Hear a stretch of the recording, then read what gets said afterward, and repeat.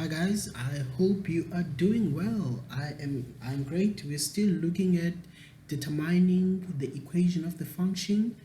Um, yes, so we have all these questions. This is case 2 of all these questions where we have to determine the value of a, b, c, and d.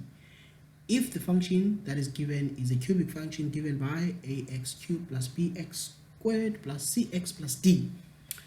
So let's look at case 1. Case 1, we're given this graph here. We're given the graph. We are required to find the equation of this graph. So there are first of all, we must note that in this particular question, we are given all our roots, if I may say, all our x values, in the last video, I wrote that we were given x is equal to, it was a different values though, but I wrote it this way: x is equal to -3, x is equal to 1, and x is equal to 4. And then I then said, then x plus 3 must be a factor and x minus 1 must be a factor and x minus 4 must be a factor.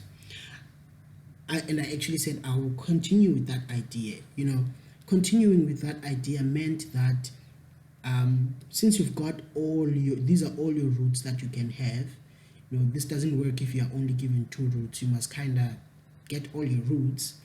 Even if they are repeated roots, just get them all as factors. So yes, so this would be a, and then you can write just x plus 3, x minus 1, and x minus 4, and then you can find ways of finding a. For me, that's quite intuitive in terms of where this is coming from. However, on the other side, we just have a formula of doing it. All we have to do, we just have to identify our first, second, and third roots, right? So let's go. So x1 is equal to what? -3, x2 is equal to 1, and x2 is equal to 1, x3 is equal to 4, right? Now we take our function, hopefully it's gonna fit here, which is x minus x1 and x minus x2 and x minus x3. Yes, and then we take that function, we substitute our x values, right? There we go. Substitute our x values. This would be a, then this would be x minus -3,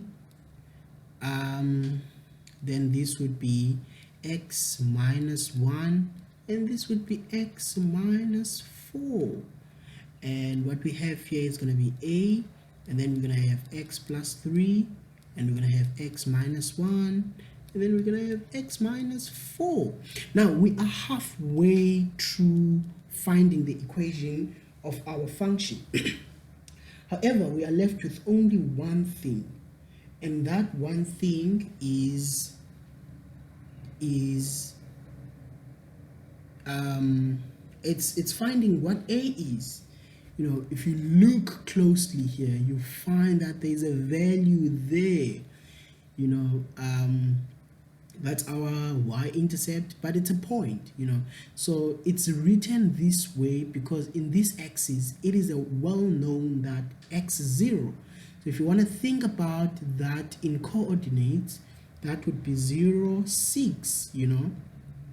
This would for the x, and this is for the y. So just also to remind you that saying f of x is the same as just saying y. And yes, now we're gonna take that point. We're gonna sub a point, and that point would be 0, 6. It falls on the what is this called again? Falls on the function. So now I'm gonna erase the work that I've done here, but hopefully you've noted it.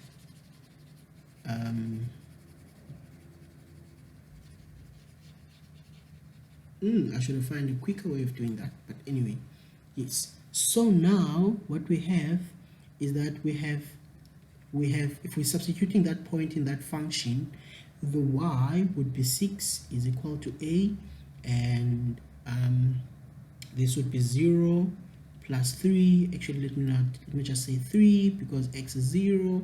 You know, here if x is 0 as well, this is just going to be minus 1, and then, you know, also here we will just have 0 and minus 4. And then you can just multiply all those things out. So that would be 3 times minus 1 minus, yeah, that's about 12. Am I right? That's about 12. You can divide both sides by 12, and once you've done that, you'll find that your a should be 6 over 12, which is a half. So we know that our a is a half. So remember, the question was we must determine a, b, c, and d. You know, we found our a, however we don't have our a, b, we don't have our b, c, and d, right? Maybe just also to highlight those guys, we want these and that and that and that. So as much as we now feel like, but we have the equation, let me write the equation differently here. Let's get another color. So as much as at this point we feel like we have the equation and our equation is equal to a half, I just want you to note that our a is positive and we have an increasing function, so we are happy. You know, some like little sanity check there. And then this is x minus 1, this is x minus 4. Now we have our function. Are we done? We are not done, because we actually have to multiply all that out for us to finally say we are done. So if we do that multiplication for you this time around, we can have x plus 3, and we're gonna have x squared minus 5x plus 4. I'm trying to keep things on one screen by all means. That's why my work is looking a bit not good. Okay, let me just sort that out. Just move this to the left, to the right, to my right. Yes, that looks better.